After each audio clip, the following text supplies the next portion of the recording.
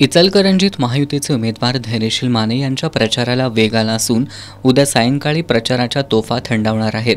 धैर्यशील माने यांच्या प्रचारासाठी मुख्यमंत्री एकनाथ शिंदे उद्या इचलकरंजीत येत असून ते रोड शोत सहभागी होणार आहेत.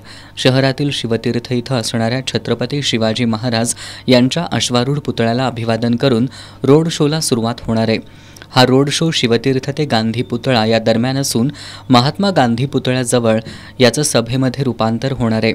या रोड शोमध्ये मुख्यमंत्री एकनाथ शिंदे यांच्याबरोबर आमदार प्रकाश आवाडे, माजी आमदार सुरेश हळवणकर यांच्यासह महायुतीचे पदाधिकारी सहभागी होणार आहेत. आवाडे आणि हळवणकर यांच्यातील मतभेदही आता मिटल्याचं यावेळी सांगण्यात आलं. या पत्रकार बैठकीला माजी आमदार सुरेश हळवणकर, रवींद्र माने, राहुल आवाडे, अशोक स्वामी, पुंडलिक जाधव, अमृत भोसले, रवी राजपुते, प्रकाश पाटील, भाऊसो आवळे, इक्बाल कलावंत आदी उपस्थित होते.